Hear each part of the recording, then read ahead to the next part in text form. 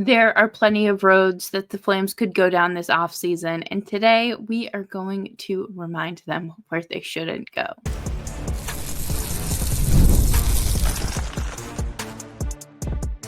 You're Locked On Flames, your daily podcast on the Calgary Flames. Part of the Locked On Podcast Network, your team every day. Hello, everybody, and welcome to today's episode of Locked On Flames. As always, I am your host, Jess Belmosto, and thank you so much for joining me.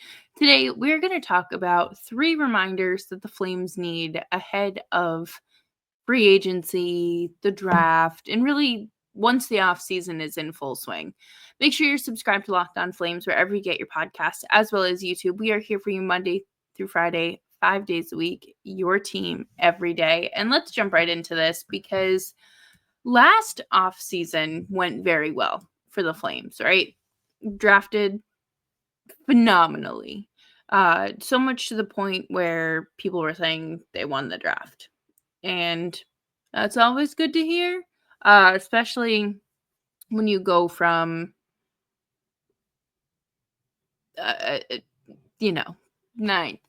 drafting ninth overall to what the Flames, what they were working with. Good to hear. And then, of course, they didn't do anything drastic in free agency. They, stayed under the radar. There was no absurd signing or long-term extension given out that kind of had you like, why would you do that?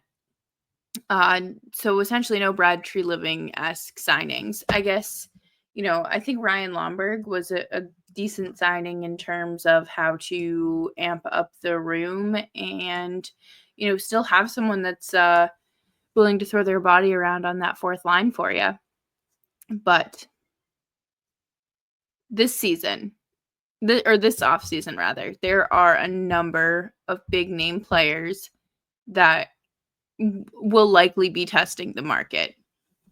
Mitch Marner, just talked about him yesterday. Nikolaj Ehlers, 29 years old. John Tavares, over 30.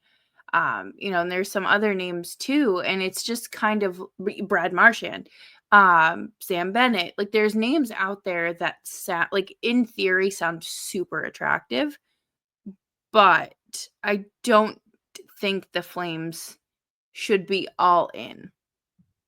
I think that giving a long-term deal to any of the players I named before would simply be silly. I think it's just, and most of them aren't at the point in their career where they're looking to do like short-term deals, except for maybe Tavares and Marchand. The Flames already have enough older guys tied up long-term. They don't need to invest in any more 27 plus year olds for 7 years. I think that, if you can somehow negotiate something where Nikolaj Ehlers is with the Flames for, let's say 4 years, I think that's fine. I think anything more than I would say anything more than 5 years for free agents, at least right now for the Flames, is a bit premature. And you don't want to be making a Brad Treliving type of mistake where you are, you're doing something that sounds great in theory, but the results just aren't going to be there for the other factors around you, whether it be the lack of elite centers or an elite scorer. It's not worth diving into. It's not worth setting your rebuild back further. I think, excuse me, you should be basing your decisions off of this long-term picture. And we've talked about it before. Your long-term success isn't just based off of one move. It is a bunch of short-term moves or moves in the short term kind of linked together. And I feel like They just need to keep remembering that. You want to be a true playoff team by the time your new building opens. So you have 2 seasons to do that. You are working with a limited amount of time. So make every decision count. And that's why we're going to talk about it a little bit, but why I don't think you should be extending Rasmus Andersson for what he's going to command on the open market. I think you're absolutely bananas if you try to do that. But at the end of the day, if they want to throw their hat in the ring for some of these players, they need to be smart about it and not just throw term and money as an offer. It has to be well thought out. And I think that, basing my opinions off of this past offseason, I would say Conroy has done a good job. The offseason before was his first in the as a general manager, and he wasn't necessarily calling the shots. A lot of that was still Don Maloney and such, but it is imperative that the Flames don't rush and throw a 7-year contract at Mitch Marner or 7 years at Sam Bennett, 5 years for, like Brad Marchand and Jean Tavares. Like, these are just names that I'm thinking of. I do not think that the Flames are going after any big name free agents. I think that they will be smart about that, the same way they were last year, and they'll continue with that approach. But coming up next, we're going to talk about long-term extensions and really where you should land on some, if not most, of your players next on Locked On Flames.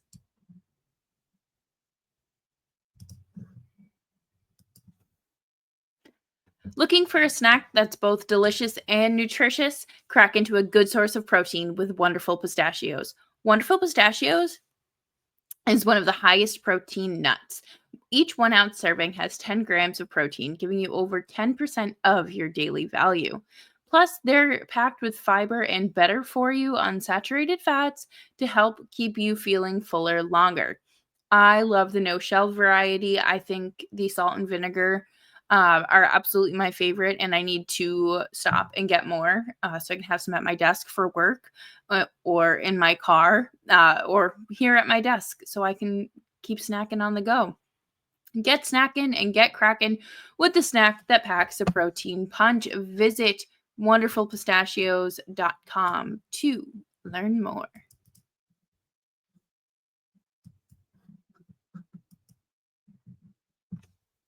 Thanks, everyone, for hanging out with me today on Locked On Flames. Make sure you're subscribed wherever you get your podcasts, as well as YouTube. We're here for you Monday through Friday, 5 days a week, your team every day. And speaking of being contract conscious, it's not just the free agents. It's not just the UFAs you have to worry about. It is your own players too, right? Because you have a ton of RFAs. Okay, like 4 or 5 of them. That is a lot. That is a good chunk of your roster. But, Morgan Frost, Connor Zary, Adam Klapka, Kevin Ball, those players are currently like bridging this gap between the old Flames and this next generation of, this next team that they're putting together. And I think you have to be super cautious about it. And not because Connor Zary has an injury history, or because Anderson wants too much money, or Kevin Ball this, Adam Klapka that. No, I don't think any of that. No, I think you have to be careful because, again, the decisions you are making right now are going to impact the team that you have when that arena opens. I know it's very intimidating to think of the bigger picture like that, but if you're just focused on the next 82 regular season games, you're not focusing on like the real problem about building out and building for the long term. You can't just keep slapping band-aids on things saying, "Oh, we'll fix it. We'll fix it."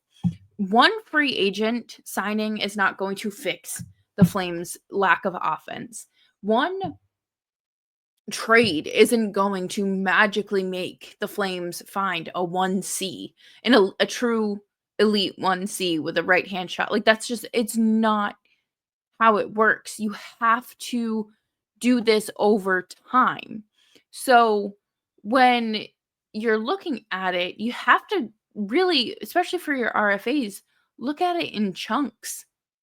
Look at it in this next a bridge. That's literally why they call it a bridge deal, right? Morgan Frost, I don't think you're going to want to throw a long-term contract at him. Not because of anything other than you did not get a true look at Morgan Frost as a Calgary Flame. Him and why am I blanking? Oh my god. Joel Farabee. I always want to call him Travis Konechny, and that is my fault. Two dark-haired Flyers, look the same. But no, Joel Farabee and Morgan Frost were both very honest about the transition from being traded to settling in literally across the continent with a new apartment, a new teammates, getting situated, figuring out like the way of life and how things like day-to-day operations in Calgary. And you don't want to put that kind of pressure on a player after only seeing them for 30 something games. And you also don't want to lock yourself up. Because what happens if this season Morgan Frost just stinks? And you already signed him for 7 years. Well, there's always a hope for a bounce back, but you're not starting off on a good note. And I think obviously it's very different, but the Jonathan Huberdeau contract and how, just the amount of pressure that was there and how that kind of bled over into the play on the ice or lack thereof. But I think that, Morgan Frost, I think you give 2 years so that way you bridge him to to being a UFA. I think that makes the most sense. I don't think you need to hold on to him longer than you necessarily might think you need to. I think signing him to that 2 years gives you the flexibility and enough of a sample size to make your decision about the long term. And kind of the same thing with Connor Zary. I don't think that you necessarily want him to hit the open market, but there's still so much left to prove. I've seen people just kind of writing him off because of his 2 knee injuries this year, and to me that's very silly. That is very, very silly.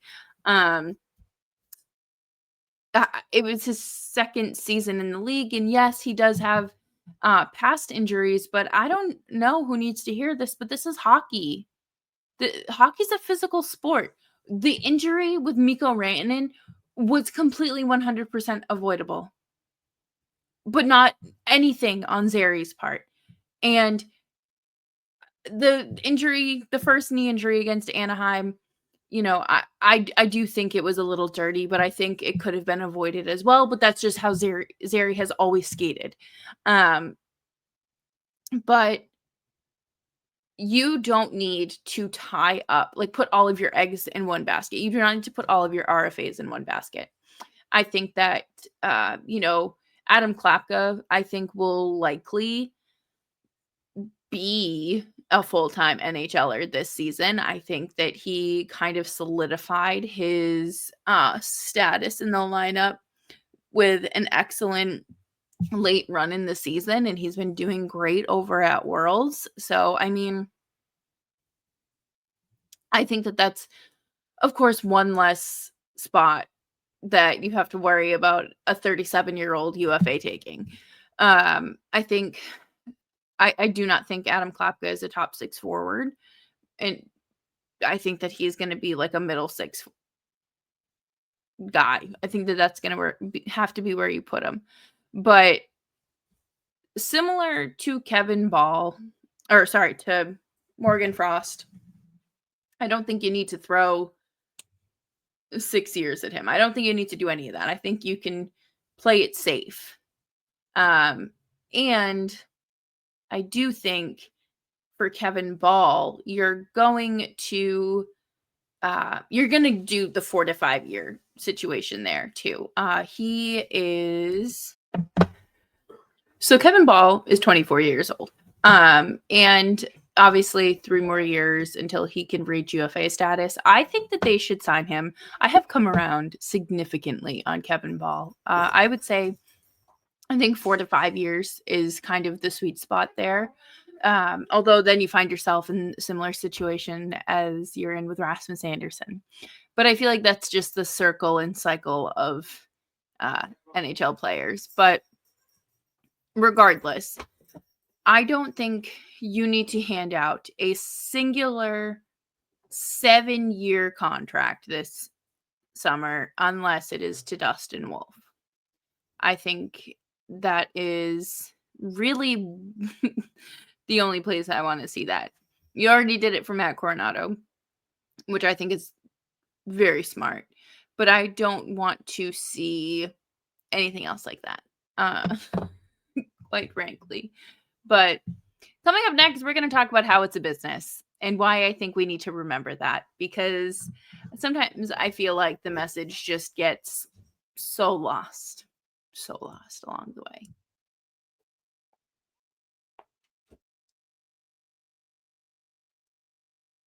Thank you, everyone, for hanging out with me today on Locked On Flames and making Locked On Flames part of your day. Whenever I talk about this, I think about the Marc-Andre Fleury picture that Alan Walsh tweeted with the sword through his back. Because it is a business. Feelings are going to get hurt, but ultimately, at the end of the day, it's a business. You have to make the moves that are right for your team, even if that means trading a fan favorite. I mean, there's a very big difference between Marc-Andre Fleury and Jacob Pelletier, but being a fan favorite, like that was tough on the fans. And then Matt Coronado scored a hat trick that was later taken back. And his pictures with his pucks, he looked like he had just lost his best friend. It was, you could tell that the vibes were just very different. But at the end of the day, it was a move that Craig Conroy felt had to be done. And we'll see how that goes next. I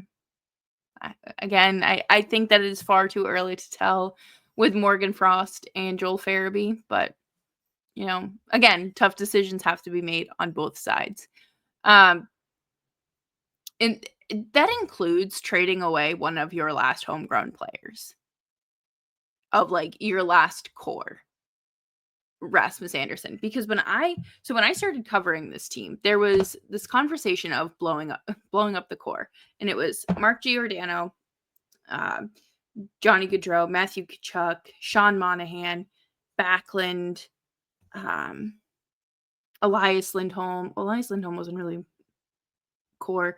Noah Hannafin. Like, there were so many, like, all of those players are basically gone, minus Backlund and Anderson. Mangiapane's gone. Oliver Shillington's gone. A number of players have come and gone. Markstrom's gone. David Riddick, Cam Talbot. Like, it has been a revolving door. However, I think that the Flames are in a position now where they've kind of cleaned house one way or another and are starting fresh and have started fresh. They're not tearing it down to the full studs, which I don't think you would be able to ever convince Murray Edwards or any of the ownership group to do that, because that ultimately would cost them money. But you are taking a step back regardless. Although this year it was kind of funny because you did the opposite. You took, like, on paper, you took a step back, yes. But on the ice, you nearly made the playoffs.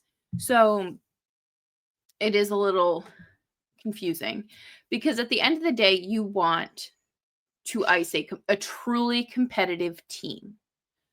It's great that your team has grit and has culture, and the locker room is fantastic, and it's a great place to be. That is all so good. That is what you want to hear.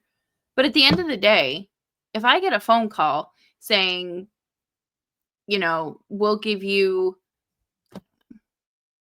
Marco Rossi for Martin Pospisil and Nazem Kadri. Again, I'm not the person to go to for trade proposals. But yes, I will help them pack. Bringing in a 23-year-old center would be fantastic for this team. At the end of the day, these decisions are going to have to be made. And it is not something I think any of the Flames front office take lightly. I think, there is this mutual respect where, I know people kind of call it Conroy's Country Club, which I do think that is a very funny nickname. And I think it is true sometimes, but I think that a lot of that stopped once the Noah Hannafin trade kind of dragged on. And it shouldn't have.